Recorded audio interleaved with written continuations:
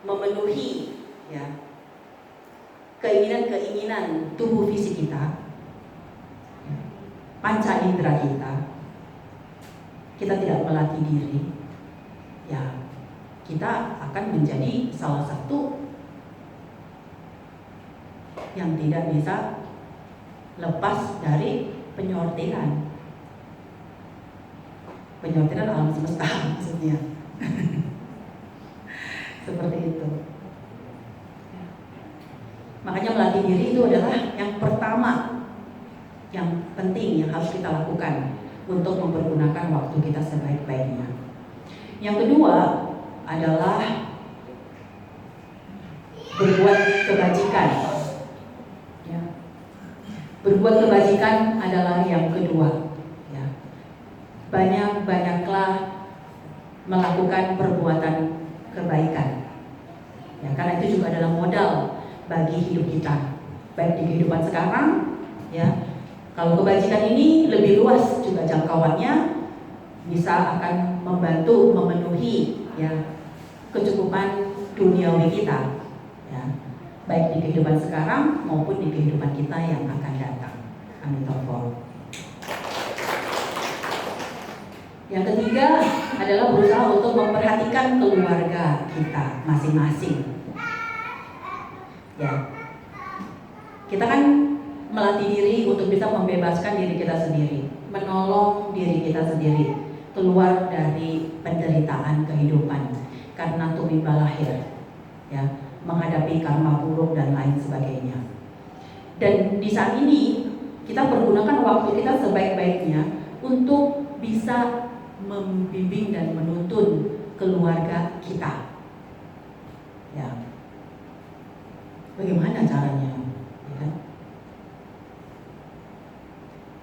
Mungkin kalau kita punya anak-anak, mereka masih kecil, segeralah bawa mereka untuk berlindung kepada Guru Buddha Dharma dan Sangha secara Tantrayana. Ya.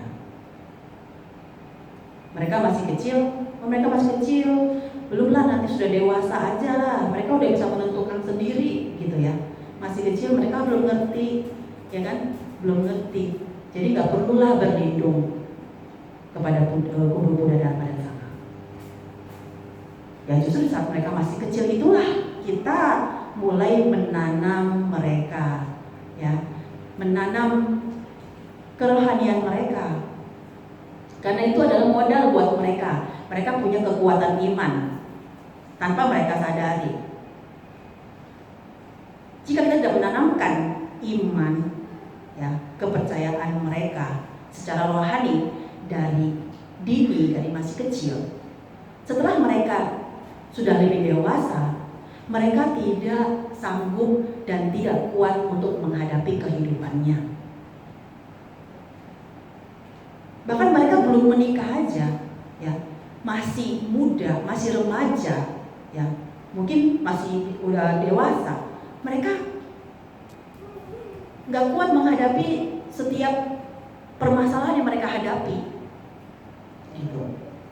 Mungkin permasalahan dalam sekolah, terlalu sulit sekolahnya, ya kan, ujiannya sulit, belajarnya sulit dan lain sebagainya, stres karena pelajaran. Ya. Terus lagi mereka juga harus menghadapi teman saya di sekolah bully saya, ya kan, gangguin saya, ejek saya dan lain sebagainya, sehingga kepercayaan diri mereka menjadi hilang. Jika kita tidak menanamkan iman mereka dari dini, saat mereka remaja, mereka sekolah dan sebagainya, mereka tidak kuat menghadapi semua itu. Banyak sekali kan kejadian anak-anak remaja stres karena pelajaran, ya, stres karena dibully sama teman-temannya, akhirnya menyakiti diri mereka sendiri. Gitu. Ya. Jadi bekal modal iman mereka harus mulai kita tanam dari mereka masih kecil.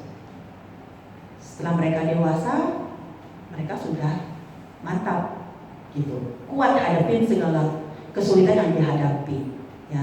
Nanti mereka sudah ketemu pasangan hidup ya kan, mereka punya anak, mereka bekerja dan lain sebagainya, itu mereka juga sudah lebih kuat ya. Gitu. Jadi penting, jangan berpikir bahwa nanti aja lah, anak saya masih kecil, udah saya aja dulu lah ya kan gitu, anak saya masih kecil, nggak perlu lah gitu. Saya bilang bahwa itu sangat penting ya. Dan kalau saat ini ya saya katakan seharusnya memang sudah harus kita mengantarkan mereka untuk berlindung kepada guru, Buddha, Dharma, dan Sangha untuk perlindungan mereka ya sejak masih kecil sampai mereka dewasa, dan juga untuk menguatkan iman mereka dalam menghadapi setiap permasalahan-permasalahan hidup mereka. Amitofo.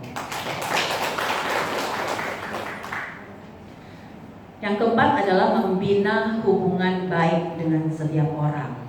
Ya, jadi membina hubungan baik dengan setiap orang itu merupakan kebajikan juga, ya, yang tentunya tidak hanya kita mendapatkan kebaikan, tapi juga orang-orang yang kita bina hubungan itu juga mendapatkan kebaikan. Ya, jadi senantiasa berusaha untuk membahagiakan diri kita sendiri dan juga membahagiakan semua orang. Ya. Yang kelima, membayar hutang karma. Ya. Jadi kalau misalkan lagi membayar hutang karma di kehidupan sekarang ini, jangan mengeluh lah. Jangan, Pak nasib banget gitu. Kenapa sih saya harus hutang karma sama dia gitu ya? Pikir saya punya hutang karma sama suami punya hutang karma sama istri, anak bandel, saya punya hutang karma sama anak, ya kan? Orang tua sering marah-marah sama saya, saya punya hutang karma sama orang tua. Ya, kadang nggak semua juga seperti itu ya kan? Kadang-kadang ya kita belajar Buddha Dharma karena memfokuskan diri pada karma, ya, hutang karma. Jadi semua itu disamaratain gitu kan ya. Anggapnya itu saya punya hutang karma, ya, gitulah. Kadang-kala bukan juga karena hutang karma, ya kan? Kadang-kala bukan juga karena kita punya hutang karma sama dia, bukan. Tanpa kita sadari, kadang-kadang sikap perbuatan kita juga yang menyebabkan orang lain bersikap tidak baik terhadap kita. Seperti itu nggak Susu? Ya kan? Kita kan cuma memikirkannya akibat doang, ya kan? Akibatnya, dia galak sama saya, marah sama saya, dia mengucapkan kata-kata yang gak baik sama saya gitu kan. Banyak kan kita hanya memikirkan akibat, ya, yang kita pikirkan akibatnya, ya kan? Akibat sikap dia yang buruk terhadap kita. Kita tidak pernah memikirkan sebabnya kenapa, ya kan? Apa sih sebabnya? Kok sikap dia hari ini begitu ya sama saya? Ada nggak yang suka berpikir seperti itu? Apa sih sebabnya? Mencoba mencari tahu. Kenapa ya? Sejak Ain hari ini galak banget sama saya ya? Kan kadang-kadang cuman kita taunya dia udah galak amat sama saya. Udahlah besok saya galakin lagi gitu kan. Kan gitu, ya. Nah itu kadang sering terjadinya perselisihan, pertengkaran dan lain sebagainya karena kita tidak memikirkan apa sebab dari masalah itu terjadi. Kita kebanyakan langsung kepada akibatnya, gitu. Kalau kita bisa mencoba untuk memahami, sebabnya kenapa ya? Pertama kita kan melihat akibatnya. Akibatnya dia sikapnya begini sama saya ya. Sebabnya apa ya? Nah, kalau misalkan kita sudah mengerti ajaran Buddha Sakyamuni, Siddhartha Gautama sendiri, Sang Buddha sendiri, yang sudah mengajarkan kita tentang hukum karma dan sebab akibat. Jika kita memahami hukum karma dan juga sebab akibat, kita mungkin akan meminimalkan duka. Benar nggak Saudara?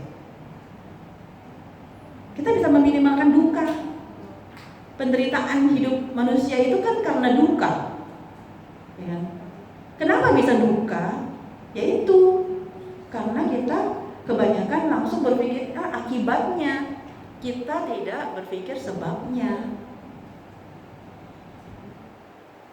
Coba nanti kalau misalkan lagi bermasalah, ya, lagi bermasalah sama anak, lagi bermasalah sama suami, sama istri, orang tua, atau bermasalah sama teman-teman seperguruan dan lain sebagainya, ya, coba untuk mengamati sebab akibat ini.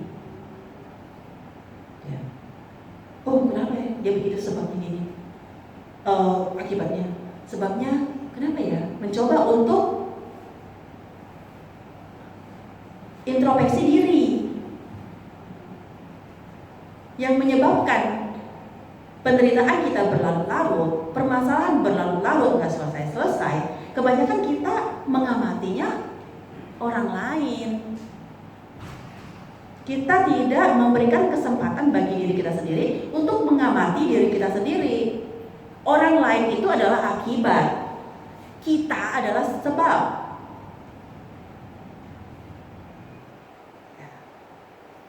Jadi kita harus lihat dulu ke dalam diri kita, kemudian baru kita mengolah akibat yang sudah terjadi itu. Dengan kita bisa memahami ini, maka kita akan bisa ego, emosi, amarah, sakit hati, kecewa, dendam, iri hati, keserangan dan lain sebagainya itu bisa teredam. Percaya kata-kata saya. Bisa kok, gampang meredam hal itu, ya. Gampang kita meredam hal-hal yang negatif itu dengan cara apa? Sebab akibat.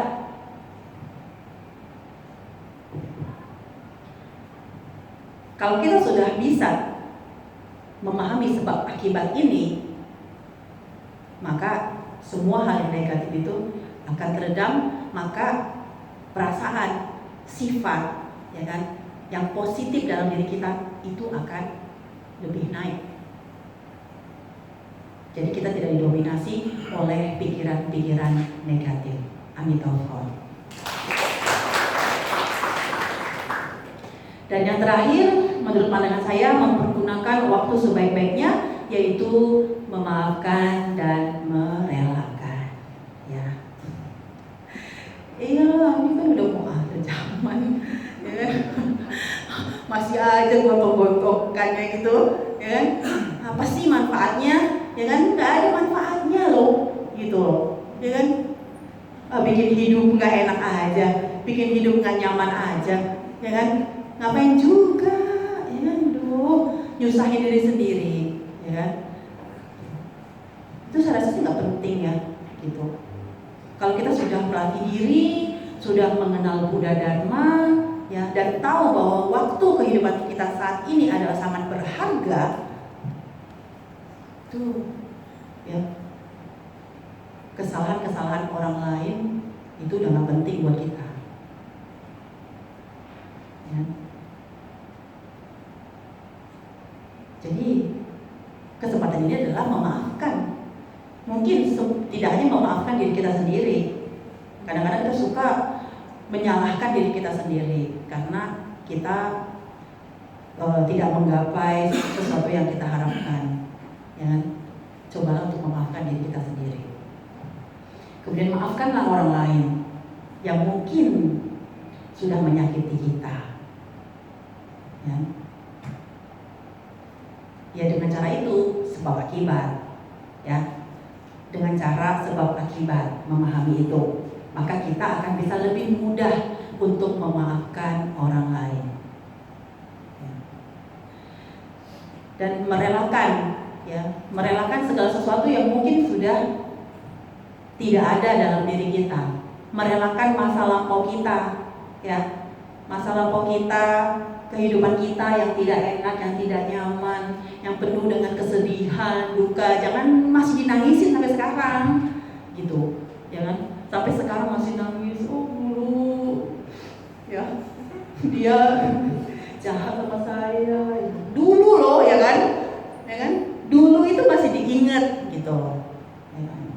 itu kan penderitaan. Jadi kita harus relain semuanya, ya kan? Kita mungkin mengalami satu kehilangan, ya kan? Ya udahlah, anggap buang sial.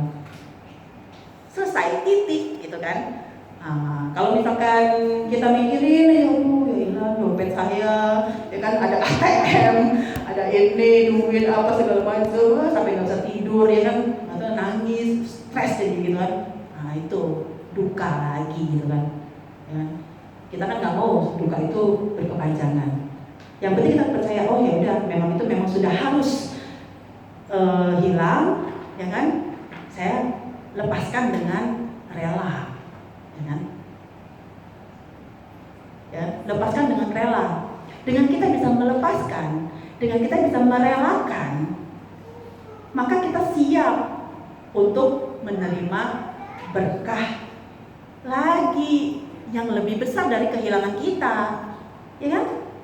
Mungkin saat ini kita kehilangan duit 1 juta, ya kan?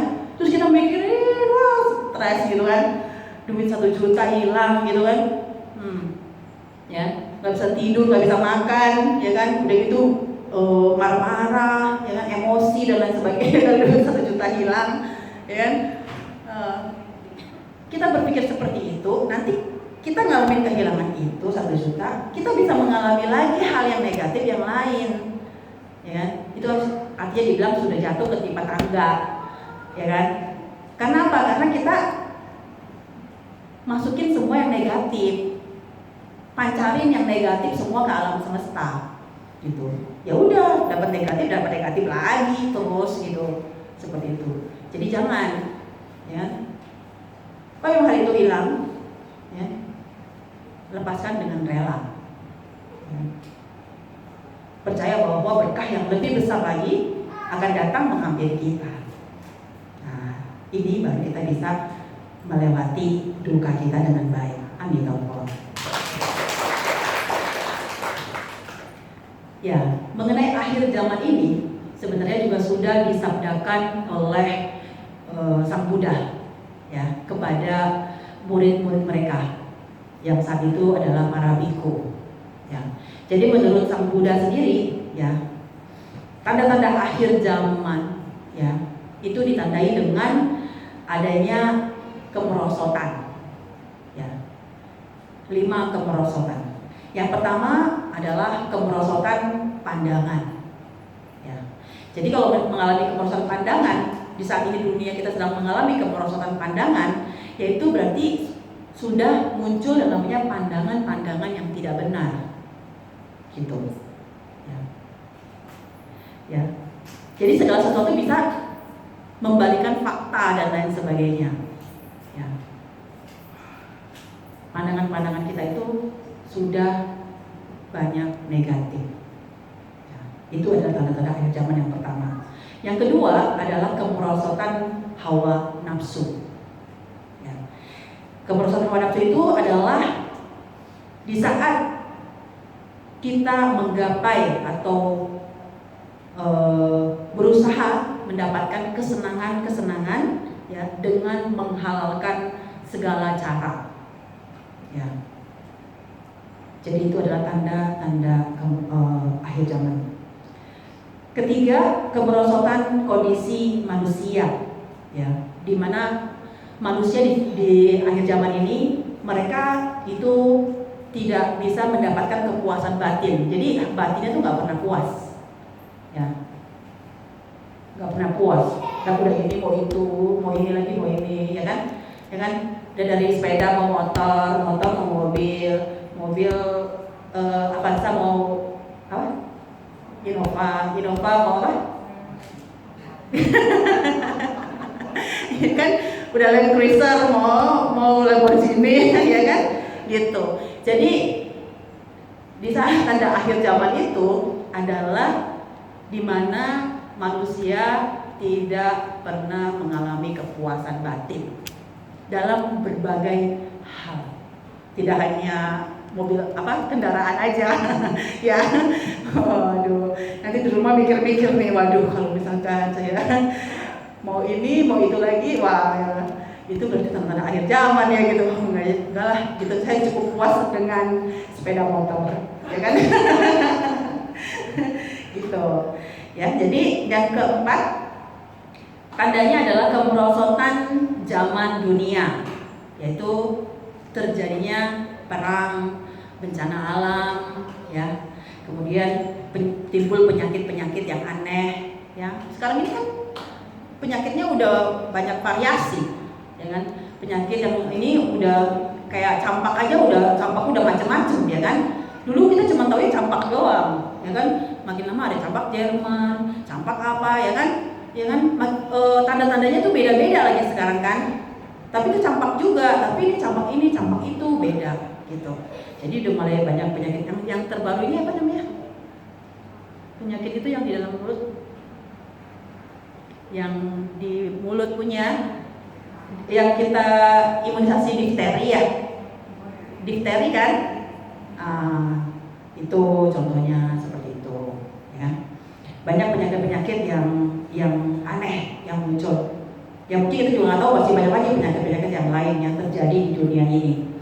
Kemudian terjadi gagal panen, kelaparan, terus ekosistem memburuk. Ya. Jadi itu tanda akhir zaman, kemerosotan zaman dunia. Dan yang kelima adalah kemerosotan jangka kehidupan manusia. Ya, apa itu kemerosotan jangka hidup manusia? Yaitu usia manusia makin pendek. Ya. Bahkan mungkin nanti manusia cuma hidup 10 tahun doang, udah mati, gitu, ya kan? Makin pendek. Dulu kan masih bisa ribuan, ratusan. Sekarang mau lewatin 50 aja susah. Kadang-kadang kan, ya kan? Mau lewatin 50 tahun susah loh, ya kan? Gitu. Nah, di dalam Sabda Sang Buddha kepada para biku, ya, di situ Sang Buddha berkata kepada para biku, itu ada di kitab Anguttara Nikaya, ya, terjadinya kiamat, mengenai terjadinya kiamat. Yang pertama itu muncul matahari kedua, ya, ini sesuai dengan ajaran Buddha, ya, versi Buddhis itu sendiri, dan sesuai dengan ajaran Sang Buddha, ya. Akan muncul matahari kedua, ya, yaitu di mana sungai kecil dan danau kecil surut, kering, dan lenyap, ya. Yang kedua, matahari ketiga muncul, ya, di mana sungai besar itu surut, kering, dan lenyap. Ketiga, muncul matahari keempat, yaitu sungai yang paling besar, ya, itu surut, kering, dan tiada. Yang keempat, muncul matahari kelima, yaitu air samudra lautan besar surut, ya, itu hanya tinggal lumpur aja di dasarnya, ya. Kelima, matahari keenam muncul, di mana gunung-gunung, ya, mengeluarkan atau memuntahkan, menyemburkan asap, ya. Dan yang keenam adalah muncul matahari ketujuh, di mana gunung-gunung meletus, ya, terbakar, menyala, berkobar, jadi bola api yang berbijar, gitu. Jadi di situ sudah ditulis, ya, disampaikan oleh Sang Buddha, dan tanda-tanda itu sudah muncul. Adanya air laut surut, kemudian terjadinya tsunami, ya, ada bagian lautan yang surut jadi daratan, ya kan? Itu kan ada juga. Nah, seperti itu, ya. Dan sekarang musimnya gunung-gunung mulai udah bukan keluar asap lagi, meletus, benar-benar meletus, gitu, ya. Berarti ini kan sudah masuk ke tahap matahari ketujuh.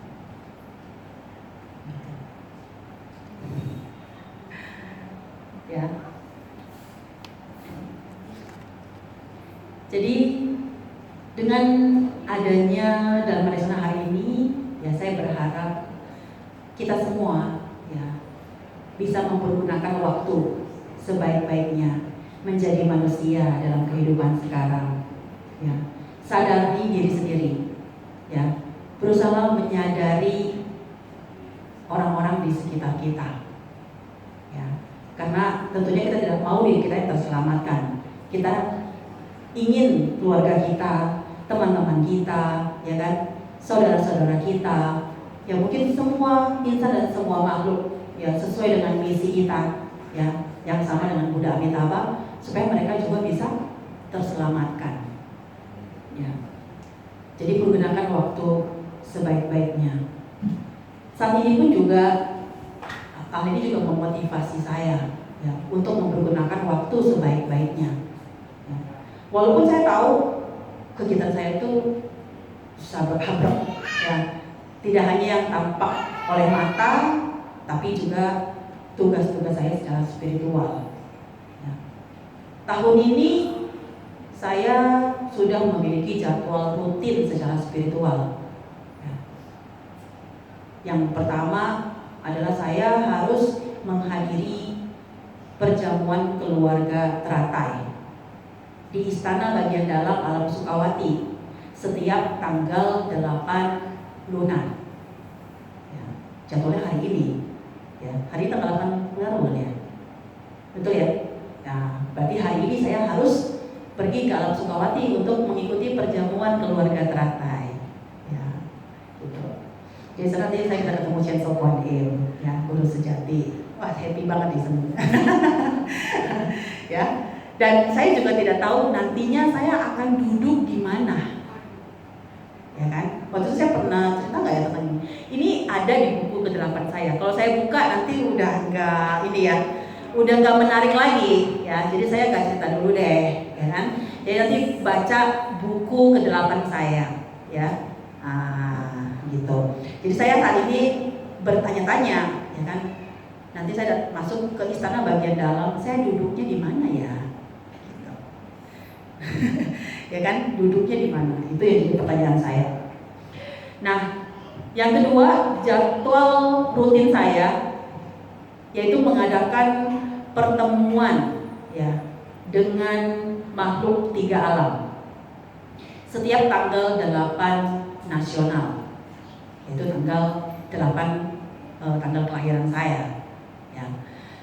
Jadi setiap tanggal 8 nasional itu saya selalu mengadakan pertemuan dengan makhluk 3 alam, yaitu dari alam dewa, alam manusia, dan alam bardo.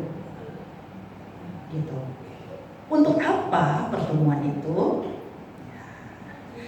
Ini adalah tugas dari Wajra Sukawati Yogini. Ya. Jadi beliau mengadakan pertemuan dengan makhluk 3 alam ini adalah untuk membantu mereka semua mengumpulkan kebajikan mereka masing-masing. Ya. Dengan cara apa? Dengan cara membantu tugas-tugas saya. Gitu. Jadi saat ini yang membantu tugas-tugas saya bukan hanya para rohaniawan, ya, para pandita dan dharmaduta secara nyata, ya, kelihatan oleh mata. Tapi saya juga punya pengikut, ya, secara spiritual. Ya. Di samping pengikut-pengikut saya sendiri pribadi, ya seperti Pangeran Kongsan, terus rubah putih ekor 9, kemudian ular kuning mata 1, ya kan? Nah, itu beberapa pengikut saya, ya, sama makhluk di 3 alam itu akan berkumpul di dalam pertemuan itu, gitu. Jadi saya menugaskan siapa yang untuk bisa membantu tugas saya secara spiritual. Ya, kalau rohaniawan membantu saya kan tugas bisa keluar, ya kan, membantu membereskan perlengkapan yang saya gunakan untuk bertugas dan lain sebagainya, ya kan, di sini, ya, membantu ikut bersyaring dharma, membabarkan dharma ke umat dan lain sebagainya, ya. Tapi kalau mereka biasanya tugasnya adalah menjalankan tugas secara spiritual yang tidak kelihatan oleh mata fisik. gitu. Karena di samping saya bisa membelah tubuh, ya, untuk bisa membantu insan dimanapun mereka berada, ya, itu kan kebajikan saya sendiri. Selama ini Bodhisattva Sukawati Prasna Kuning, ya, yang bertugas kadang masuk ke mimpi umat, ke mimpi mereka, ya kan, kasih petunjuk dan lain sebagainya, membimbing dalam penyatuan, bimbingan dan lain sebagainya kepada umat dan murid, ya, itu adalah pahala kebajikan dari Bodhisattva Sukawati Prasna Kuning.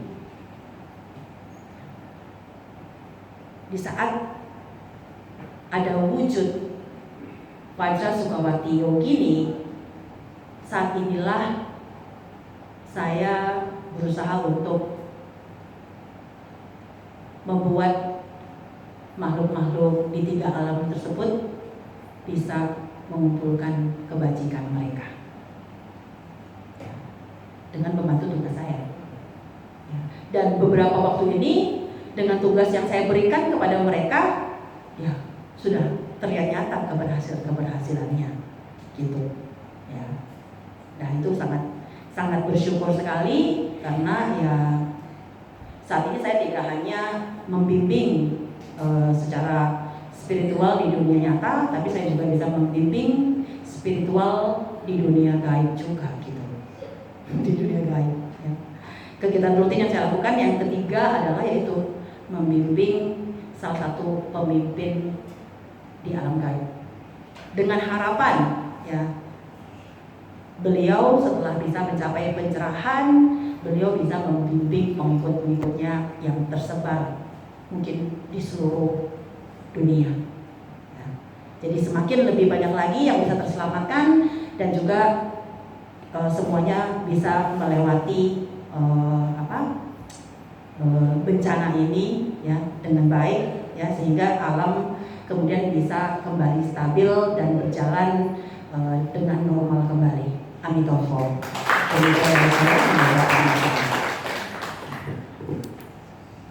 Terima kasih atas sharing dari Maaf Pak Cacari.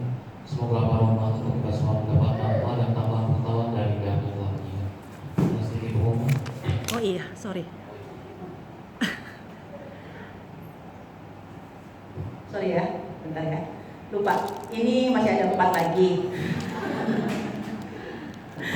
Oke, ada 4 lagi kantong jimat, ya, yang sudah diberkati oleh Raja Yama yang saya dapatkan di salah satu wihara Raja Yama di Taiwan.